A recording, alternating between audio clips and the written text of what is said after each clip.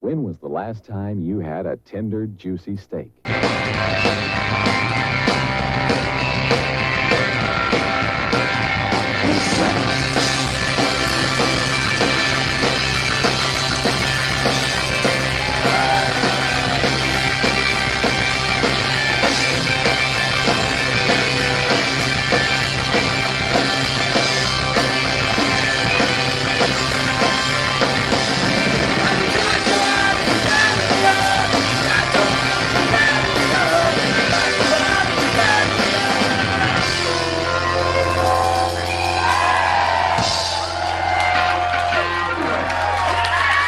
So, just a full disclosure, folks, this is the Fireside Chat epilogue. The last time we spoke, which was almost, geez, 3 months ago.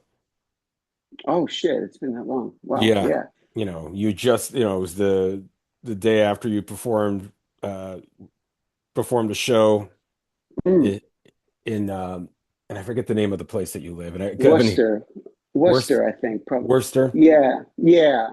Home of the Worcestershire sauce. Worcestershire. Yeah, Worcestershire. Worcestershire on the griddle, on the griddle. I'm like, oh shit. I was just thinking about your voice when I was thinking about that like a half hour ago actually. I was like, what the hell were we talking about? And like you would always do this fucking voice of it was an impression of the guy that I was like waiting on at IHOP. And and it was really fucking funny. It would always make me laugh.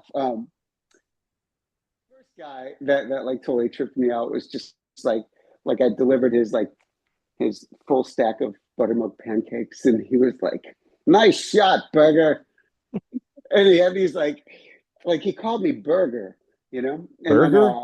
yeah, Okay. burger. I didn't know what that meant, but it was like he sounded like he was from Hollywood, like nice shot, burger, Okay. and like and then there was another guy that ordered country griddle cakes, and that was what started our ongoing joke. Like every time I'd see you, like we'd start talking about like I'll have a full stack of, I don't know, you do the voice better, but it was always like a full stack of like country griddle cakes with the light syrup on the side or whatever, and Like a, it I like was. a, I like a full stack of country griddle cakes and make sure that griddle is extra hot.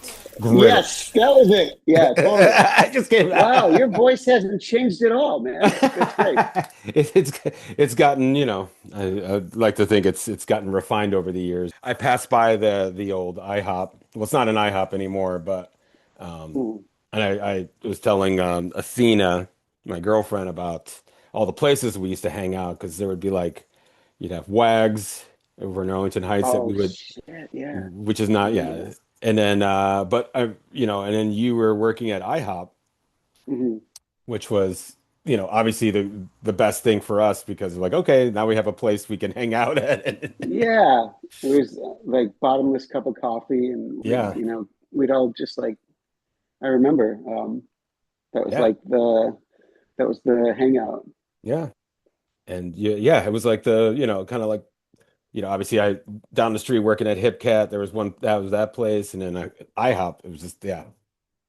And I know There Tim's. was punk rock Denny's. Oh yeah, go ahead. Oh, punk rock. So there's punk rock Denny's was in Palatine. So Palatine. Yeah, yeah, yeah. That was where like everybody fucking went, but like after, especially after a show, it was because it was 24 hours. I don't think our IHOP wasn't 24 hours. It was no, like um it closed a little earlier. But I, I definitely closed that place with you a few times. oh man, yeah. Like yeah, We like it was a closed the bar. hell out of that place. Yeah, I think yeah, I think the night that you spent the night at my house, you were working at IHOP and I stayed with you till last call. Yeah. Last call for the griddle.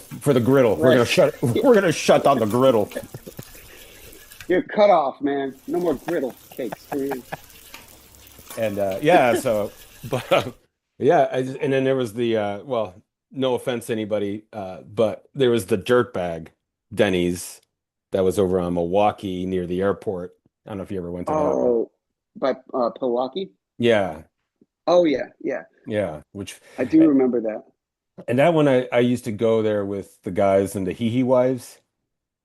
Oh, Uh, did you? yeah. So and Wow. yeah. So we would yeah. There was a while where we were like we would have band practice, and then after band practice we'd go to the Denny's, or if we were working like I was work it was still at HipCat, but then I also took some hours at UPS, which was a mistake.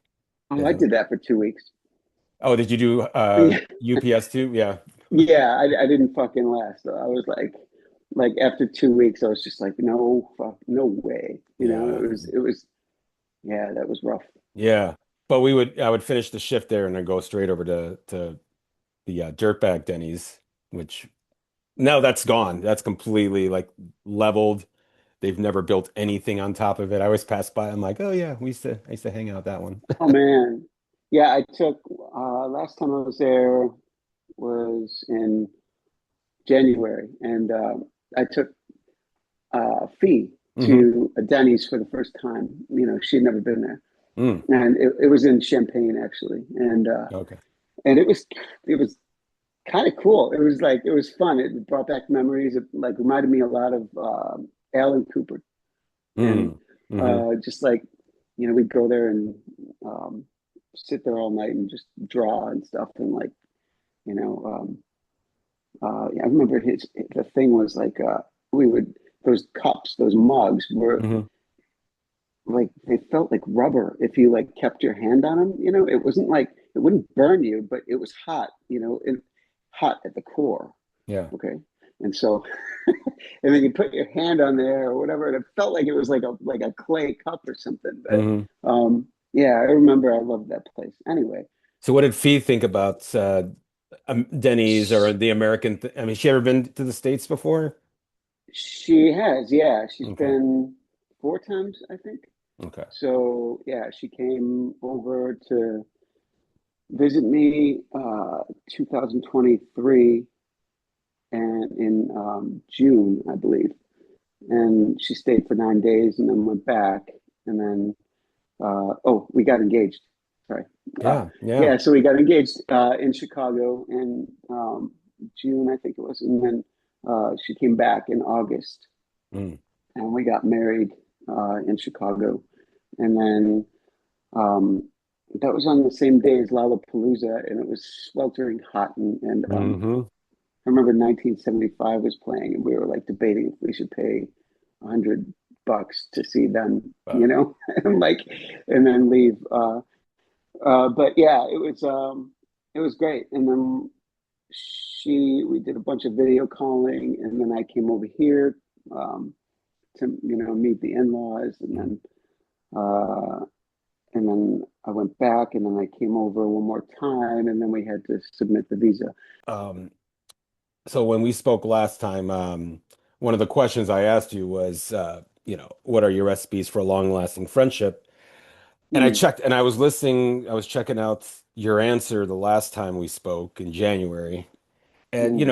I mean, I think, you were kind of having you're, you know, struggling a little bit, trying to, formulate some kind of thought about that. And, Yeah. and it is like, and I've, I've talked to other guests and they've told me like that question always gets me. Like it's, you know, because I like to think of it as an evolving answer to that question Hmm. because every day, every time, we learn some lessons about Sure. what we are looking for in friendship. So, and I know it's been 3 months to kind of think about it because I mean, you reached out to me afterwards. You're like, "Hey, can I do that one again?" And I'm like, "Sure." Yeah. Yeah.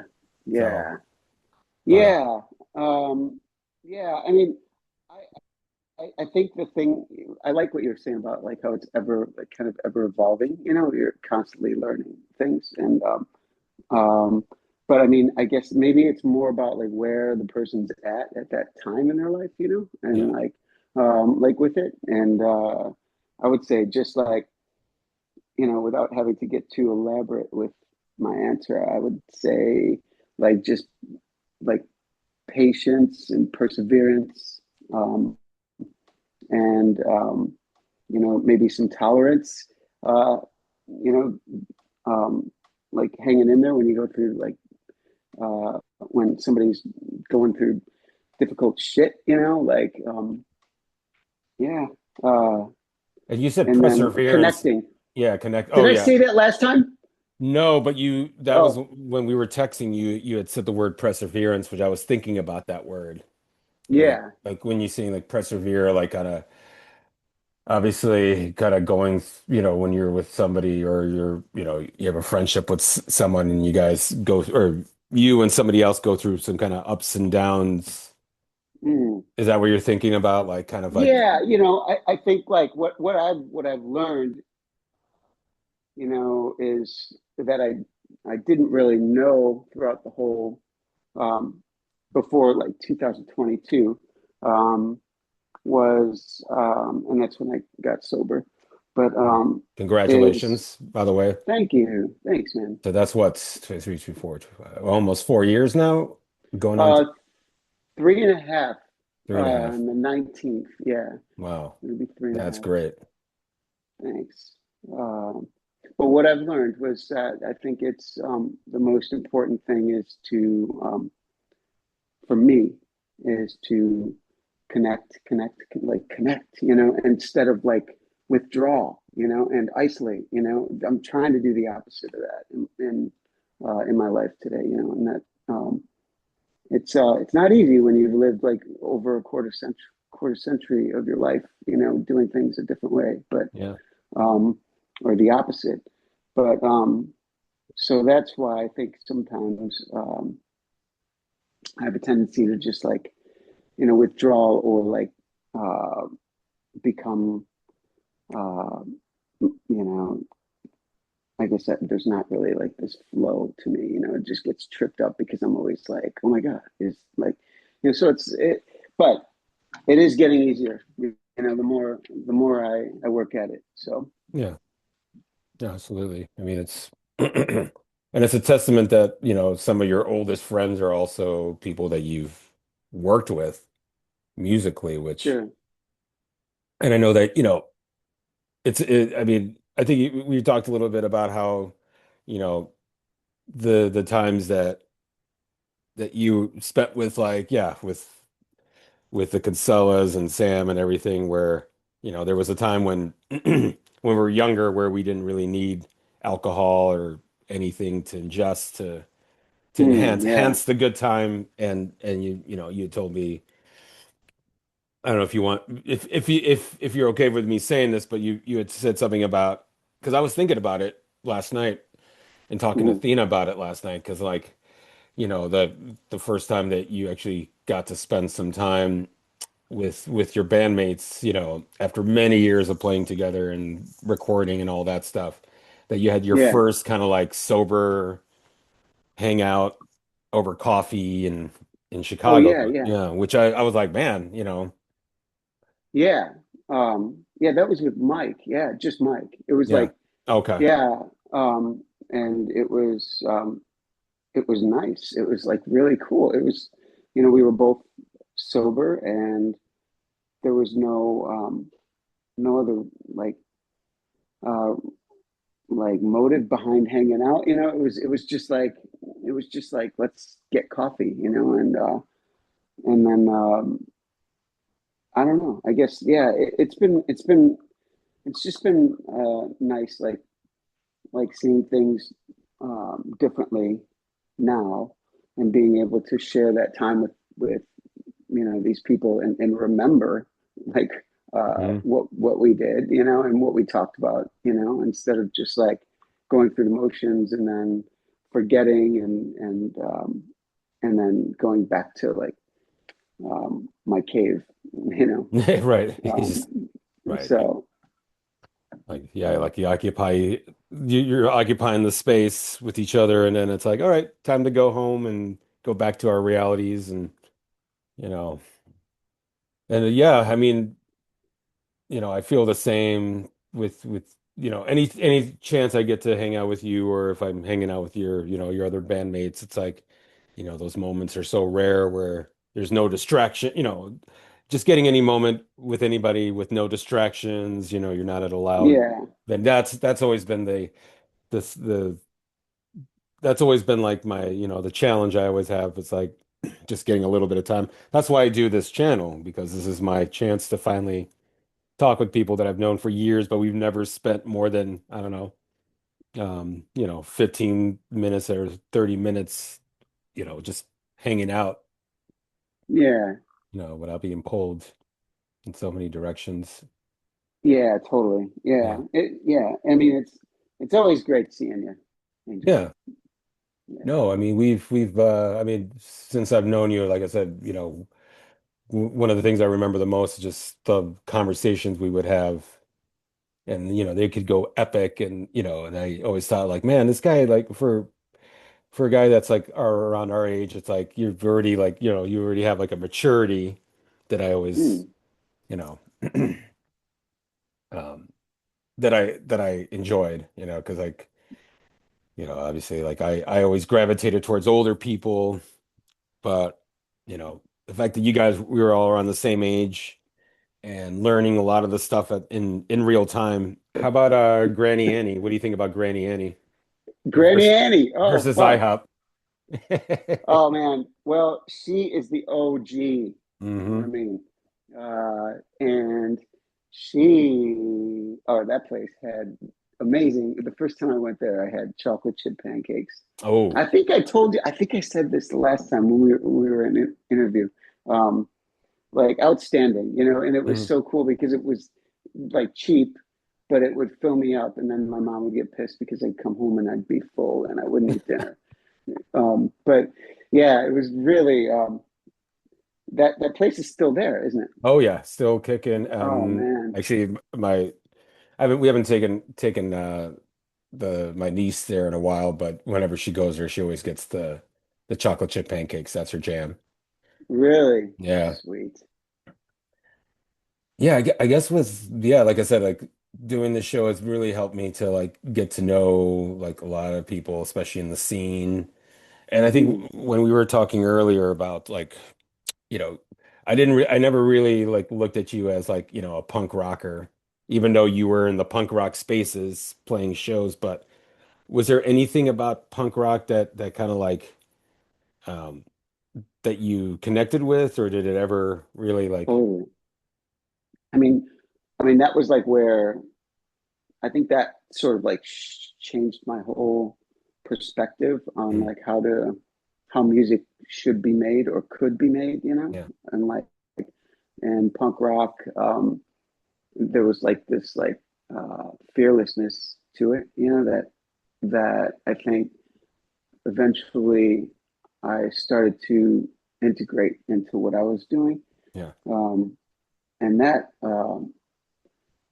in itself I think was like groundbreaking.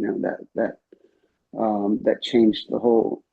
That was a game changer for me. I Hmm. was like really. Um, I came from a place where it was like you have to like hit every note, that is on the sheet uh, in front of you, Hmm. and like you have to like, if you don't, then start over or whatever, because yeah, it was the theory thing, and then I quickly lost my attention span for that, and so when when punk rock like entered, I remember Tim had, I think it was a Dead Milkman album or something. Yeah, Mm. yeah, and that was where I first started like getting into punk rock, and then we went and I saw my first show was Citizen Fish Oh, at McGregor's, yes. and yeah, and that was like um,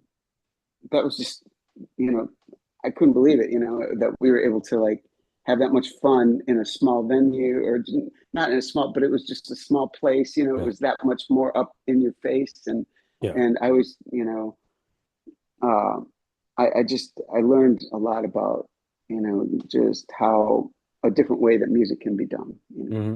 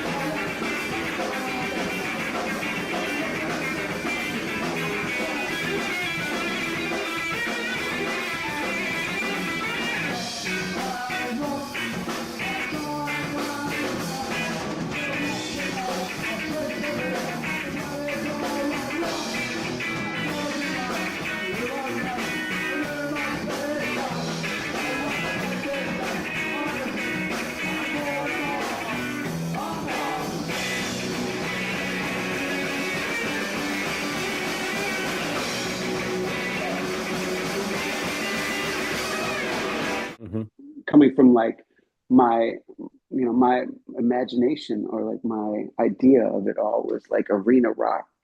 Like Hmm. you have to like play to these, like if you're in a band, like there's a really good potential that you could play like um these 20,000 seat venues or whatever, and like um and that was so far off of what I was thinking. But or when I saw the reality that it could be done a different way, Yeah. and probably more accessible, Hmm.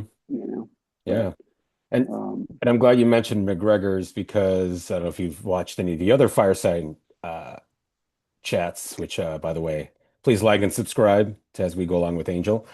Um, ah, we've McGregor's is like a reoccurring theme, or we a topic, because for a lot of us that was our Mecca, if you will, the place to be, to go see bands that normally you would have to go to the city. That was the other thing, like going to shows in the city were a nightmare because most of us didn't have yeah, driver's license. Um, but with McGregor's, it was close by and the door was reasonable. You'd have enough to. sure. And it was all ages, wasn't it? All ages. Oh It yeah. was I mean, for always, or well, just for the sometimes. the weekends, or like whenever the punk shows were always all ages, but they would do like 21 and over uh the rest of the That's right. time. They did have a bar. Yeah. Yeah, which we know I've never stepped in. Um, but yeah, and I remember um in particular seeing, I think the first time Cap'n Jazz ever played at McGregor's, which, do you remember that show? Mm. Vaguely. I mean, yeah, I do remember playing. Who was that with? Do you remember? I don't know. So yes, it was so you were opening up for Peg Boy, Peg Boy. Yeah, I remember and that. Yeah, and 8 Bark was there, that's right. Rob and Roy. Yeah, yeah, and Buzz Oven, I think it was Buzz Oven that played, but I mean I don't remember them much. But and I yeah. remember that show was being like speaking about shows that I've seen you guys perform, where I'm just like, impressed, was that show. Just Mm. because it was like the kind of like, I think it was the first time you guys ever played on a real stage with a PA with lights. It was. And Yeah, I'm like, wow, this is like, being able to hear what you guys sound like, through like a decent PA was like immense. yeah. And I know there's video of it because I remember seeing it at the Kinsellas.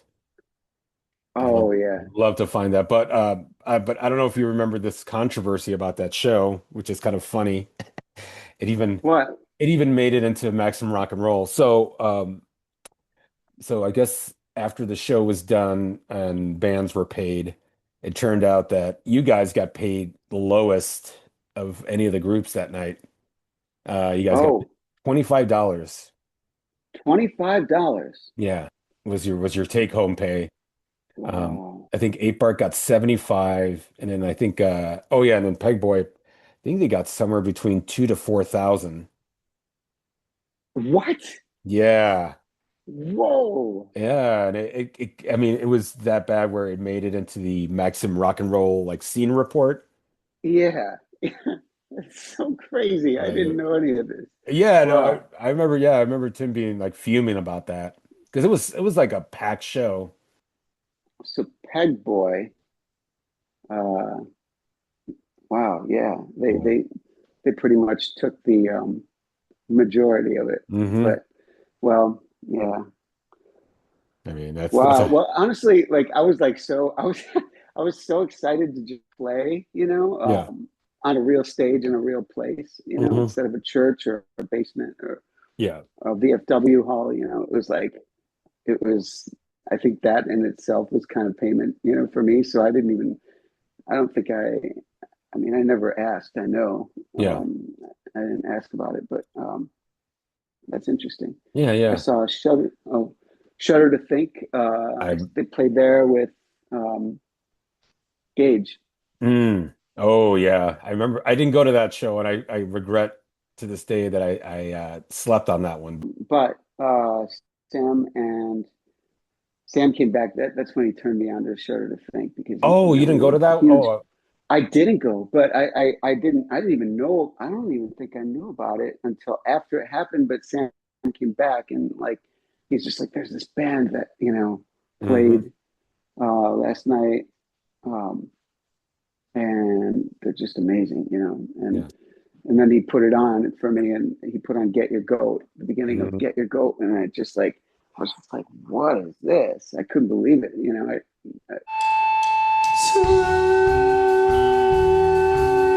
too far again untold. Switch lanes kiss and you is fun. These hard folds are gorge with a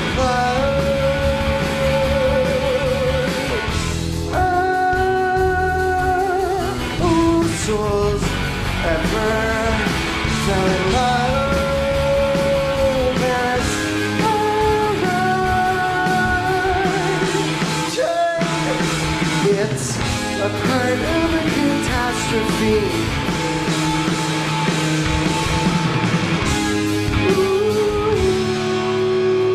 Yeah. Oh man.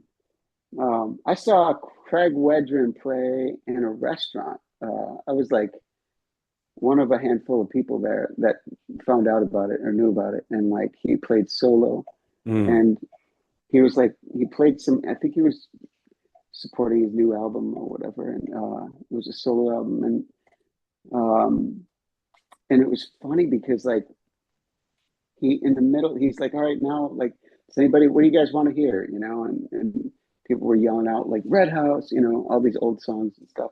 And so he played that, and then he played something else that was like kind of like one of their more popular ones, or like, but halfway, actually at the end of the song, he finished. And he was just like, "That's the first time I've ever played that song with an order of fries being served to a table like 10 feet away from me, because it was like they were like walking through like in Yeah. front and stuff with like plates and shit, No. so it was like yeah, it was really it was kind of a weird experience, but it was really fun, Nice. seeing them. Yeah, And but I know like obviously I think of all the bands from like that whole DC scene, it seems like Shudder to Think is kind of like near and dear to you and to a number of people. But yeah, I mean, what would you say is the thing with Shudder to Think that kind of like inspired or, 'cause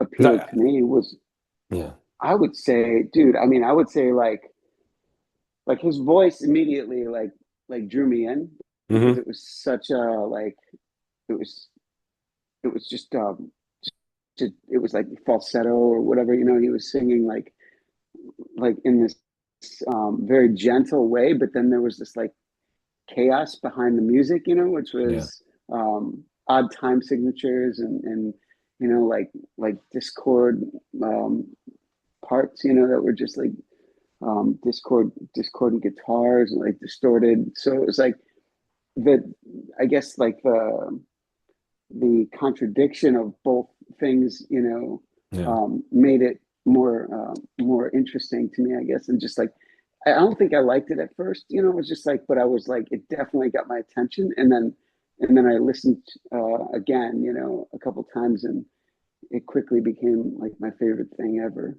Yeah. Yeah. Yeah. Yeah. No, I mean, yeah, that there were definitely yeah, I remember they were definitely like kind of high up on the list. Well, Discord in general. I mean, Discord Records was like, I like to think that there was kind of like a sister version of it here, with you Mm. guys, Gage Yeah. and Yeah. Friction. Any thoughts about Underdog Records? Well, obviously that's where you guys made your recording debut. Oh, naive.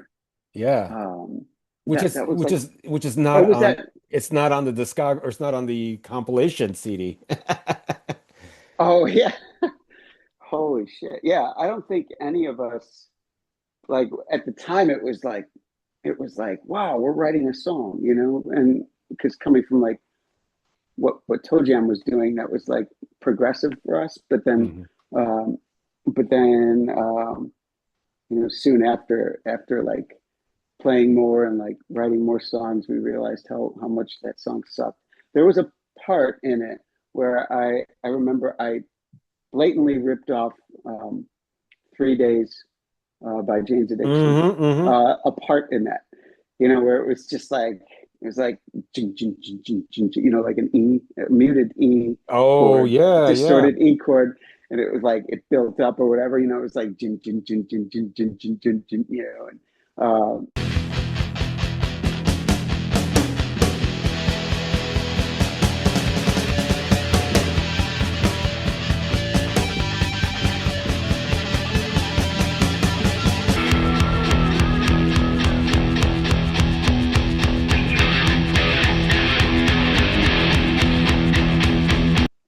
that was kind of the Jane's. We actually opened with one of our basement shows. I remember with Up the Beach by Jane's Oh, Addiction. how do I vaguely remember that? Yeah, that was like we I think we may have even done it a couple times. We might have done it at the church, but it was, yeah, we fucking loved them, and Yeah. That uh was another group we but yeah, bonded over too, was Jane's Addiction, which yeah. I mean, I think yeah, I think by the time we were all hanging out, their third record was about to come out, Ritual, which Mm. and I remember still this memory going to Tim's or the Kinsella's house because he had just gotten the single, the 12-inch of 3 Days, Oh yeah. which is such a weird song to put on as a single. You're like, this thing is like 10 minutes Oh long. yeah. Yeah. And but at that point, like I was so used to long songs because I was a huge Pink Floyd fan, and they have like 10 to 20 minute long, epics. So this was like, Right. oh, they're like, oh, I could do this in my sleep, and I just, yeah, I think we, yeah, I think after it was over, like Tim just took the needle, put it back to the beginning, and we listened to it all the way through again. Oh man. Um, Yeah.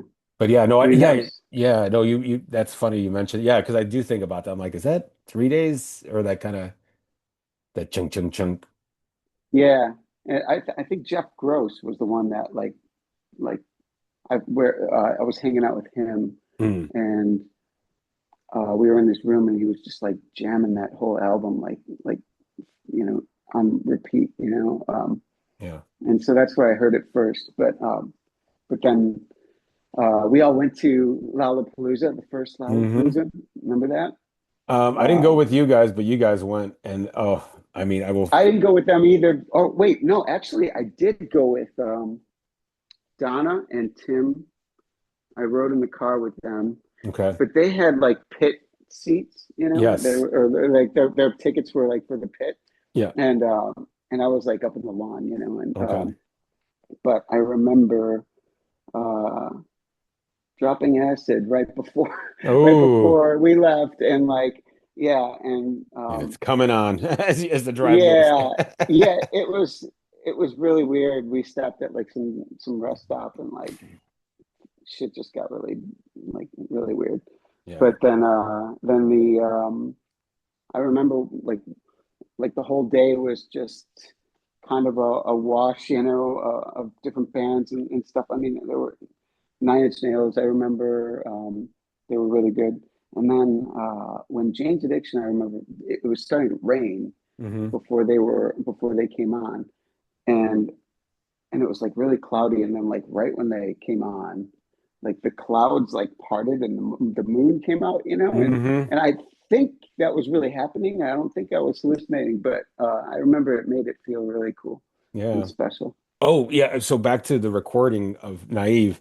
You also, I don't know if you remember the guy who recorded you guys, but the late great Phil Bonet. Oh, right. Yeah. Yeah. Do you have any? I've also collected some stories about that guy, but do you have any memories of working with that guy? Vaguely, man, because Mm. we only did that song, I think, right? Yeah, it With was just him. yeah. Yeah.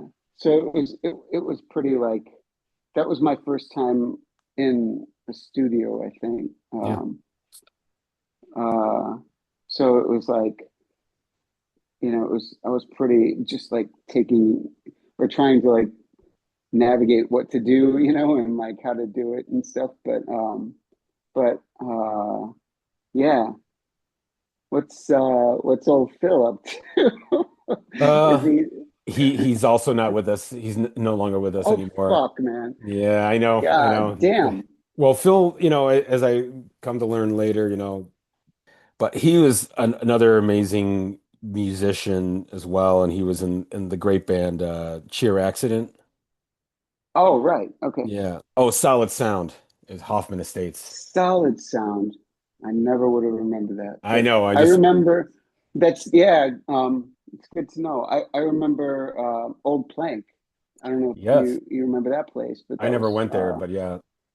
yeah, that was our 7-inch was recorded there, and Hmm. um, I don't remember with who. I forgot. Maybe Neil or something. But Oh. it was yeah, it was a lot of fun there. It was like a house. It was just a house, and then Hmm.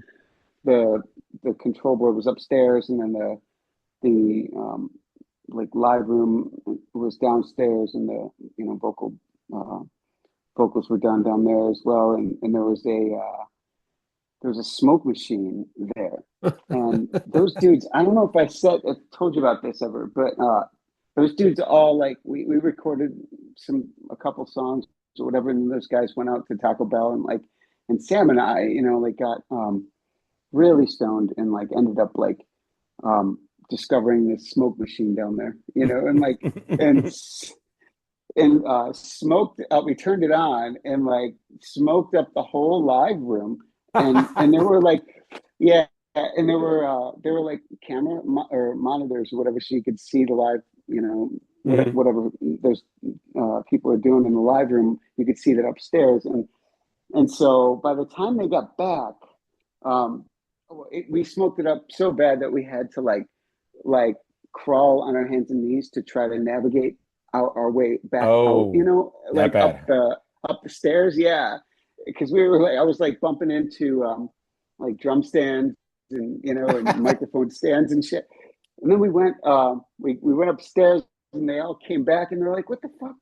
What the fuck happened?" And then like we were cracking up, and you looked on like the um, you looked on the monitors, and they were totally white. It was like Mm. a black and white monitor or whatever, and it was just totally white. You couldn't see anything Wow. downstairs from upstairs. But that was really funny. They were gone for like 20 minutes or a half hour or You something. already got into trouble. Yeah, yeah, I it's just was crazy. so with Old Plank, I remember, well, I mean a lot of good stuff came out of that studio, but I just remember sonically it always seemed a little like lacking. And it had a very Mm, specific sound. I don't know. I used to call it the, yeah. the Old Plank sound. Yeah, Yeah. I mean yeah. that's just my own ear there. But I was just talking about that place actually about because I was thinking about like some of the mm, like the newer like these like math rock guitarists, yeah. Yeah. and and a lot of them. I mean, I the shit they do is just fucking like blows my mind, But Hmm. and I totally respect it, but I just wasn't able to like really merge into that style, like the finger tapping thing. Hmm. Um, and so I was thinking like shit, like I remember who I like the first person I think that started that Mm. stuff, Sam Zurich. He Mm. was honestly like I think that's where all of that shit started, because I remember back in Old Plank, Hmm. um, he had this riff on bass, and it was like a kind of like a tapping thing on bass, and it was like do do do do do do do do do do do do do Mm. do, and Mm. we and so That little like interlude, right? yeah, Between. yeah, that's what it turned out to be. And so I was just so blown away by it because it was just so like random and like and you know I think you know at the time we were like massive like Primus fans, you know, and and it was just like it kind of had that still like comedic feel to it, you know, but it was like still really cool what he was doing. So I learned it on guitar, and we ended up like trying to um, you know, or we ended up recording like 2 minutes of it or something, you know, Yeah. and then it just like faded out. But then we used it, you know, for like an interlude. But yeah, yeah, Yeah, that first crazy. 70.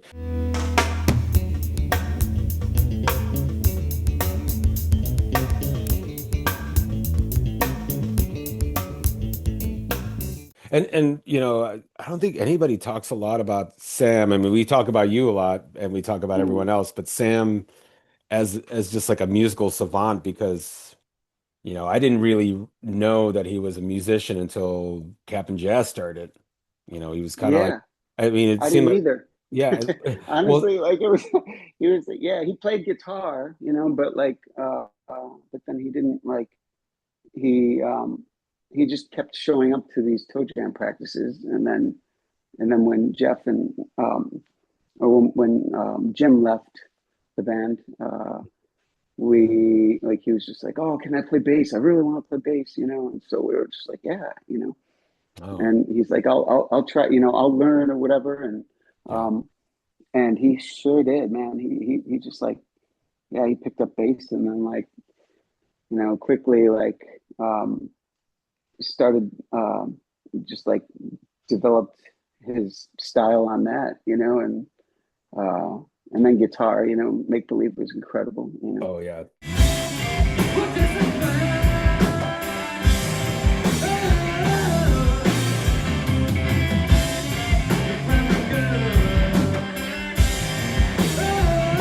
And Ghost and Vodka, I mean that's another like Yeah. that's Yeah, another that's like where the guitar thing, I think, because he was like, I really want to play guitar, you know, with you. We were, I think he and Eric had left Joan of Arc, mm, and um, and I was like in a place where I just like, I just wanted to like play music um, with somebody at the time, and so like he and Eric asked, you know, or kind of introduced the idea to me, like of starting a band, and we didn't have Scott, you know, we didn't have a drummer. It was just us three, hmm and the idea was I was just gonna write like all these parts, um, and then they would like build around it or do whatever. And so I mean, Ghosts and Vodka was like really, it was kind of like another. It was done like when we made it. It was done in a very similar way that like Captain Jazz was done, where like people would come over and hang out while we were playing, you know, yeah. and writing and stuff. And it was just like it turned out, but it was like next level. Like, you know, it turned out to be a party, and everybody would start dancing at like 2 in the morning, shit, you know. But I remember, yeah, that was when, and then we really wanted a drummer, and we're like, who's gonna do it, you know, and who should we ask? And Scott was like the first person. Like Sam and we were both like, yeah, he'd be awesome, you know. Yeah.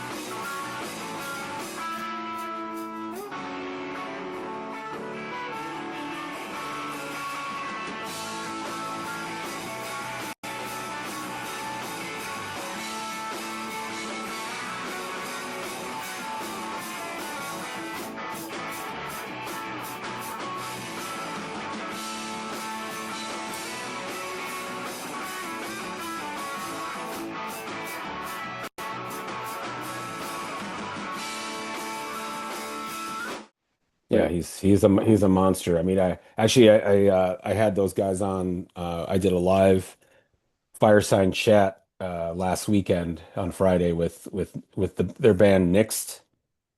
oh yeah, yeah, I have to watch that.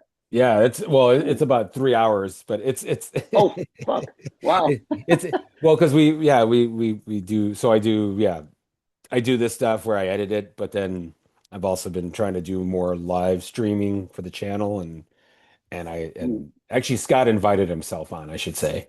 it He did. and I'm like, yeah, let's do it. You want to do it live? And so it was him, Eric, and Mike Duffy, who was the drummer in Grout Villa, Oh, uh, okay, okay, another like underrated band from that time. And then he yeah, later was in American Heritage. Another solid drummer. But you should check that out. Just because there's a lot of stories. Because obviously, like with Eric, I even though he wasn't really a wheeling guy, he was still kind of part of mm, that circle. Which there was a lot of those people in our scene that were like not from Wheeling. yeah, yeah, Um, but yeah. anyway, Yeah, his bass playing was like so unlike anybody else's, too. Like with Tetsuo, mhm, that was his. I think probably. Oh, Sunstroke, I think that's right. was before Tetsuo, Yeah. but Sunstroke was kind of like, I don't know. I think he was still maybe starting out. I remember when he first started playing bass though, because I hung out with him a lot.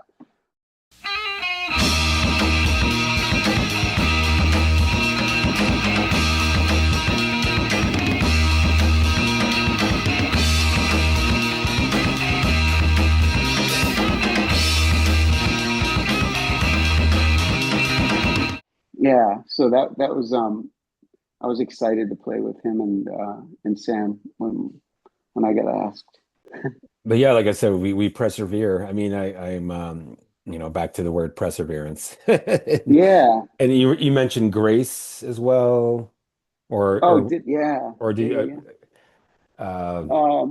It's probably something I mentioned. I don't remember what I said, but I just remember like thinking back and I was like, man, that was really long-winded. Like, but I guess I mean whatever I said was probably what I really felt, yeah, yeah. But uh, like I don't really, I'm not really like a good advice guy, or like, but like recipe wise, like as far as like Yeah. I go, I think like the patience thing is probably big, and tolerance. But the most important thing that I was told by um, uh, somebody else in recovery that really stuck was just like connecting, trying to like connect as much as possible That's the word, connection. Yeah.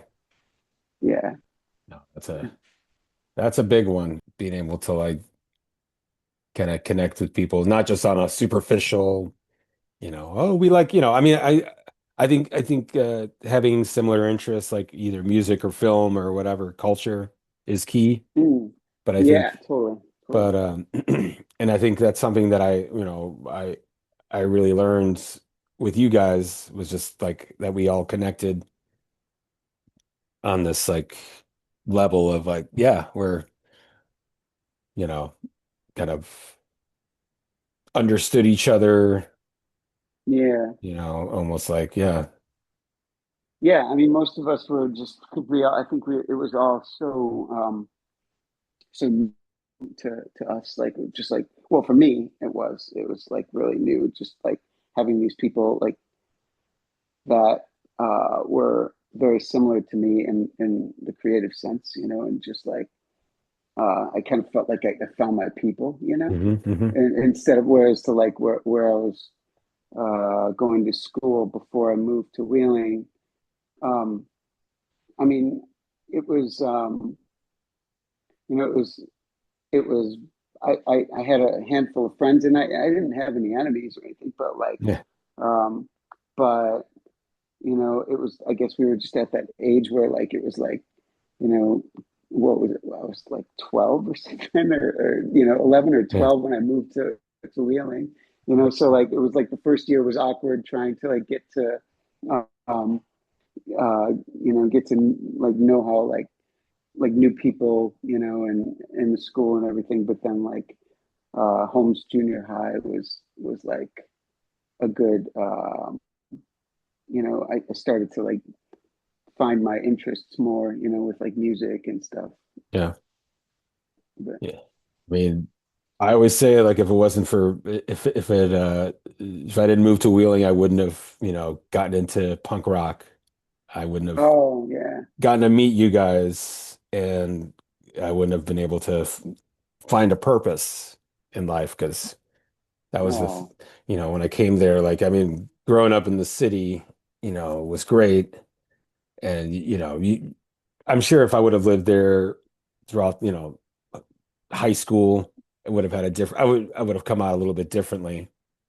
mm. I believe that for a fact that I would have not been the person I am now.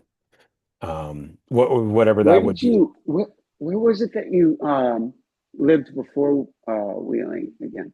Oh, Rogers Park. Chicago? Yeah. Yeah, that's what I thought. Yeah. Yeah. And yeah, I mean, it was everything you would think of living in the city, it's like, and you'd hear like people listening to music, either in their cars or like walking around with boom boxes, or you just hear music like coming out of people's houses, and people would be Yeah. out. There was always like, kids hanging out in the stoops. And then, so when I moved to Wheeling, it was the opposite. There was what, as some people commonly call a bedroom community. Yeah. Yeah. So like there was nobody outside. It was just quiet and silence, and that kind of messed me up for the first year, just like that kind of Oh, man. um Yeah. so but Especially where I mean, yeah, that's got to be weird. mhm. Just like going outside your front door and like being able to, whatever, just play baseball or something with somebody, or do whatever, just like hang out with a friend if they're out there. But like, Yeah. it seems like the burbs you'd had to kind of seek it out more, or like go find or call somebody and just Yeah. be like, yeah, can you play? Yeah, like Yeah. it was, or yeah, exactly. It's just like, yeah, you have to seek it out. And then, um I think obviously getting a job at the record store was like probably one of the best things to happen moving Oh, to Wheeling, totally. I'm sure. Yeah. because then from there I met you and everybody else, and just like, it just became the meeting point. And then, seeing you guys who are, we're all in the same age, and you're, making music, you're, making strides to go play outside of the basement and going elsewhere. I was like, that was very inspirational for me. Like Hmm. I looked up to you guys in that regard. Like, wow, like I could that actually that, and then watching Decline of Western Civilization. I don't know if you ever saw that movie, the first one. Oh no, I haven't seen that one. Oh, you should seek it out on, yeah, I think it's on YouTube, but um the Black Flag set, which Oh, had okay. which their second singer at the time, Ron Reyes, who is Puerto Rican. But when I saw Oh, him, I was like, oh my God, he looks like one of my cousins. I remember that was the first thing I said, like, oh, he looks like a family member. was he? No, no. That'd be I wish. No, he's hilarious. He's Puerto Rican, but yeah, but Yeah, just like some like lost, like I don't know. lost family member. Yeah, Yeah. but it was, I think, it's in hindsight, years later, I thought back to that moment, and I'm like, I think what it was that I connected with, that was, this is a guy that looks like me, because up until that Hmm. point, everybody, like all my favorite, musicians and bands, they're all white guys. Everybody's all Yeah. like, and then, hair metal comes in, and it's like tall, yeah, it's like guys with long blonde hair and, white Hmm. skin, and they're like, and Spandex. Yeah. yeah, spandex pants, and I'm like, I can't relate to that. Like, I mean, Oh. I like some of the music, but I just could not relate to it. And then, seeing Ron singing with Black Flag, and it's that immediately like made me think, okay, now I think I can do this. And then when I saw you guys play, that's when I said, okay, I know I can do this. Yeah. It's not my imagination. I gotta go to my bed. Come on, let's go to it. Let me come back. We're gonna get revenge. You all know what it is. We're trying to be screwed. Don't tell me about what. Don't tell me what I get. Why can't think of progress? Just around the corner. There's a bad cold plate man. Wait for me. Revenge. Well, watch them bring revenge. That's all me. I will cry if you die. Die. You're gonna get revenge. You won't know what it's your. We're trying being screwed. Revenge. Revenge. Yeah, I think that was the fun, or the humbling part for me, you know, with like playing with those guys was like, you know, I was like encouraged, you know, it felt encouraging to not be polished, Mm, you know, yeah. and that was like, and that was really, it just like took a lot of pressure off me, you know, Yeah. so. And then just started making me like try to find ways to like make it interesting or whatever to my for myself. Yeah. But um but yeah, that I think like maybe that came through, you know, like the fact that it was like really laid back, you know, like I mean Tim was very laid back about like a lot of shit, like a lot of things, you know, especially like when we were writing songs at first. I'd be like trying to find the perfect part, you know, or the perfect thing to go with what they were playing, and he'd always be the one to just be like, "Oh yeah, that's great. Okay, so let's move on," you know, and so it was, you know, he never he didn't really care as much. I don't think about the the technicality of it or anything, you know. It was more or less like what was behind it, you know. Yeah. But it was like that was the cool aspect of like, you know, being in a band with those guys was it was just there was no like no pressure at all, you know. It felt like um but yeah, yeah, I still have remember that remember that jam session we had in Mm, Palatine, was it? yeah. um oh, did I sent that to you, right? Yes, yes. Which I had not heard that since we laid that down. Yeah, yeah, that was interesting. Like I was just going through my voice memos, and that popped up, and it was like, yeah, it was we were working on something Yeah. like some you know, it was, you know, pretty good for like what we played for like 2 hours or something, Yeah, or a yeah. couple hours. Yeah. And So that was a cool spot that you got to use. Um, mm, I mean, I mean, I obviously would have loved to have done more with that, or, who knows? I mean, it was like, obviously, like, my dance card is always open for you guys. So if you ever need drums or, I know, yeah, yeah. which I know, like, you're obviously working on your own stuff now. And I think when we talked last time, we were talking about like playing your first sh round of shows. Are you ever going to do like a lot, like a full band, or is that do you? I don't know. I mean, I'm sort of just doing whatever I'm capable of doing right now, you know, in terms of like I still feel like I need to be playing shows and playing like getting in, like keeping myself busy with music, but um I don't really have uh any ideas as far as like, or like any plans for like starting a band. It's just I think more or less trying to build myself back up, you know, as a musician, solo musician, and you know, like learn how to record, because where we live is kind of cut off a bit, you know, from there. I think there might be studios around here, but I'm sure there is. Actually, I think Robert Plant. Did I mention that? Robert Yeah. Plant, like practices not far from here.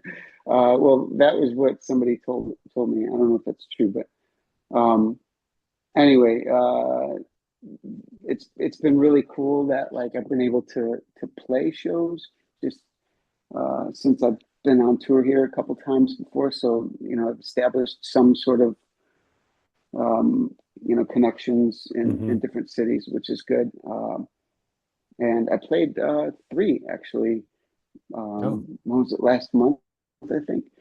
Yeah, Norwich, London, and then Bristol. Right. And those went really well. Norwich was the return of this band Pennines. Oh, yeah. And yeah, so I'm friends with Hank, the singer, and he asked if I would open or if I would play, as main support for their first show back in 16 years. And Yeah. in their hometown. So they're all from Norwich, so it's like really special. It was really cool and an honor to be able to,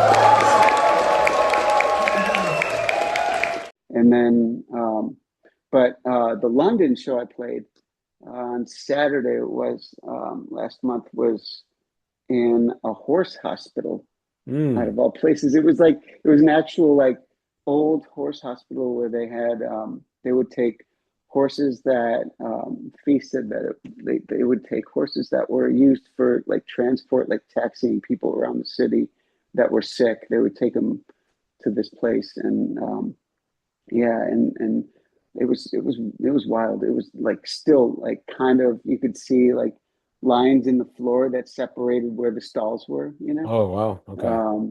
And but it's a really cool venue now. It was turned into a venue. I played with this band Swelt. Oh, I've heard. Yeah. Who have you heard of them? I've heard of Swelt. Dude, Yeah. I've never heard of them, but I mean, damn, dude, they blew me away.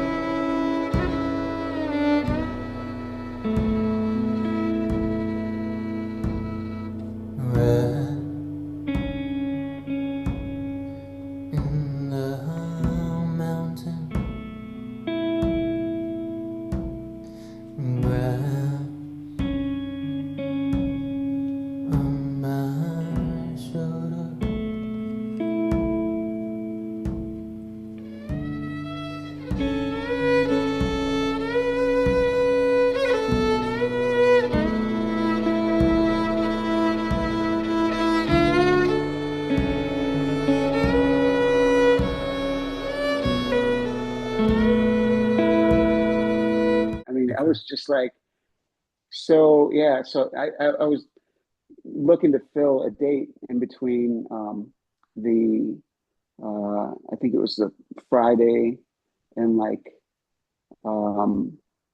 and Sunday, because I had a show like with Penines on both those days, and we had Saturday off. So like we ended up I jumped on a bill with them, and Cool. and then yeah, and there was a band called Reno Dakota. They were, I think they might be from Norwich. I don't want to get that wrong. I know they're from around the area, and they were really really great as well. But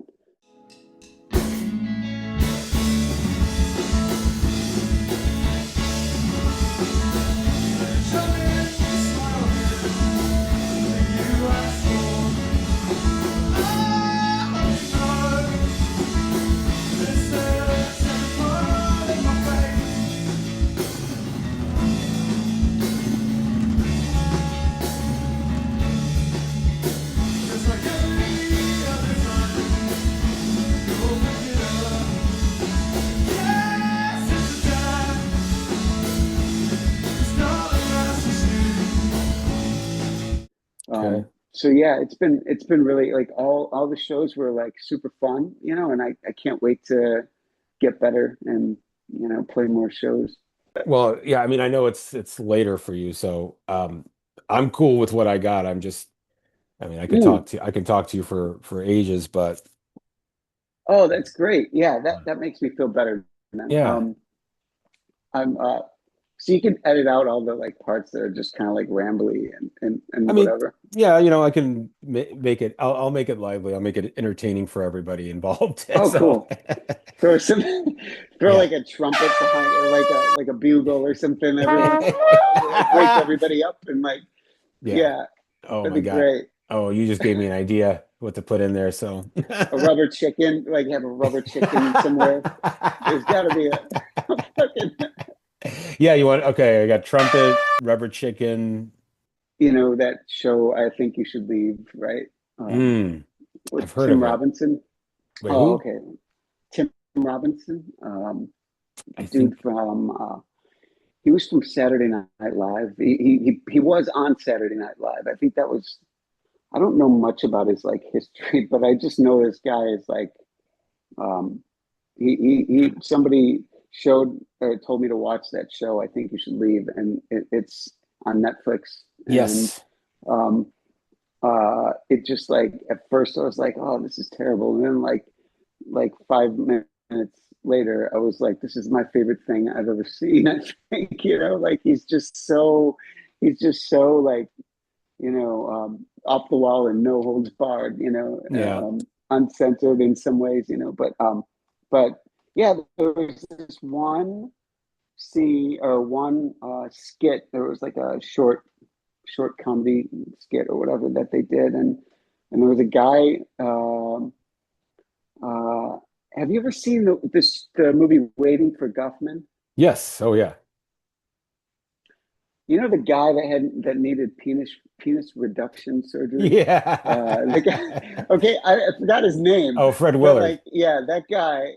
Yeah, Fred Willard. That's Yeah, right. he's in this skit, Rest in peace, Fred Willard. and so Yes. he's in this skit, and he's doing like he's like I think it's a funeral or something. They're all sitting at or like a wake or something, and he's doing or like a church service or something. It's in a church, and he's like the like organ guy or whatever, and he just starts like pulling all these like sound effect things, like when it's like time for the music, it's like like a party horn or something, and like you'll hear in the background, and so that was a So lot of oh, I got to check that out. Yeah, no, I have Netflix. So I'll have to watch that. Especially Fred Willard's in it. I love that guy. 3, 4.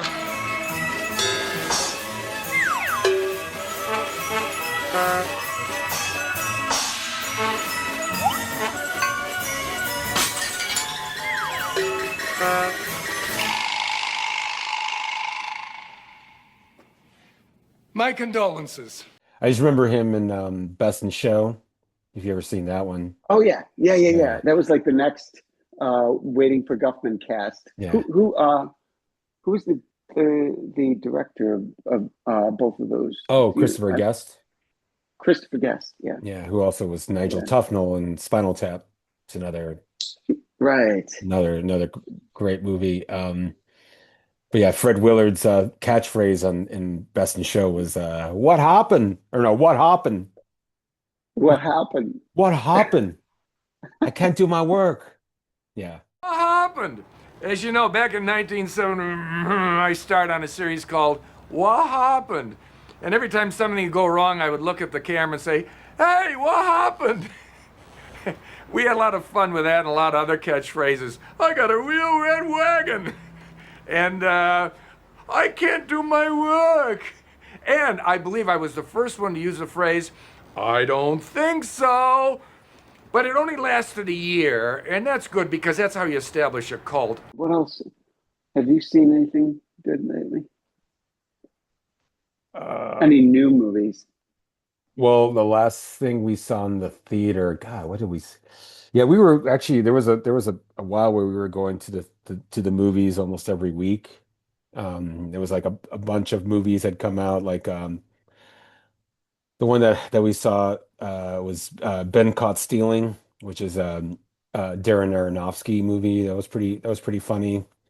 Oh, okay. And then One Battle After Another, the Oh, that was funny. That was great. I yeah, mean, yeah, it was like, yeah, I guess bittersweet in some ways, but yeah. Paul Thomas Anderson, is that Hmm. I Yeah. love that dude. Yeah, he's one of Um, actually, did you ever watch Magnolia? yes, Oh we my have that God. here. That's been like one of my favorite movies, Me too. throughout, ever since it came out. It was like I just always go back to it. I Yeah. love the soundtrack. Hmm. And I saw Amy Mann once at Harper College Oh. and yelled some stupid shit. Like, and like, I was like, I don't know. I embarrassed the hell out of whoever was with me at the time. I just remember she was just like shut up, or whatever. It was something like totally stupid, like move to Arlington Heights, or and Place like until and like Tuesday. yeah, and like I think she followed it up with boy, that was really intelligent. Like she's like Oh, playing this campus, this college, and like yeah, it was pretty bad, but oh, that's funny. That's funny. feels good. So Well, all right, well, yeah, thanks for thanks for uh thanks for doing this and or whatever. I'm glad. I fucking it's always awesome catching up with you. And yeah. um we'll like let me know what you plan on doing or like when you're gonna do it, and Hmm. I'll just Hmm. check it out or whatever, and maybe we can before you post if that's all right. Yeah, absolutely. Oh, that'd be killer. Thanks, man. And Yeah. yeah, I see you got a matching tattoo there. Oh yeah. This is let's see. Yeah. So we got these tattoos and that's Athena's other arm, but yeah, 2022. Yeah, it's for some Oh, reason okay. it's upside down, but yeah, here it is. But yeah, this was I don't know if you know the where the name comes from as we go along. No, where does it come from? It's a monkey song Oh, awesome. from the movie and the soundtrack Head. Oh, It's a I don't beautiful song. remember. It's like As we go along. yeah. Give up your secrets and let down your hair and sit with me here by the firelight. And Actually, so Fee and I got a tattoo as well, like oh, a matching one. Yeah, it's this thing. they have to send me a picture of it. Yeah. It's a yacht. Oh, I was gonna say, is that a boat? It's a yacht. Yeah. So like, um, we our song. Oh yeah, It seems speaking like of. there's got to be a song. So like, yeah, our song was About Three Dreams by Shudder to Think that Oh. we like bonded over. And there's this part, like in the middle of the song, it just like shifts into this like long ass build up, and he just like kind of like starts like, it sounds almost like he's like freestyling this shit, but he starts talking about it like, and I'm kissing you on a long blue boat. It's a plastic yacht with Chicanos on deck. They bail the jellyfish from the boat and then drink it.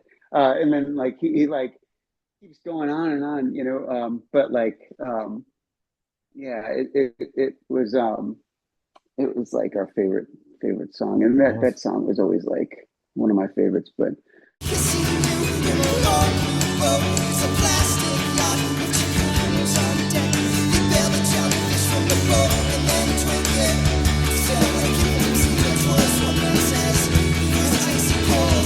We're happy. We're getting married. hey, I'll let you go, man. Okay. And I'm gonna go too. I think dinner's being served. Oh, get some. Yeah, get some. Get some. Get some, and make sure that griddle is Get nice some. and hot. Yeah, make sure that I'll ask Fee to make some griddle cakes tomorrow night, and maybe she'll whip some griddle cakes up with some hot butter. Say, wifey, you mind making me a full stack of country style griddle cakes? You gotta say it with your mouth closed like that. Some griddle cakes. Griddle cakes. Yeah, I like that. Like, oh, that's beautiful, man. You're Yeah. great. I love You're you, great buddy. too. You great. I love you too, buddy. Yeah, we'll be in touch. Okay, Angel. All right, Bye. take care. When was the last time you had a tender, juicy steak?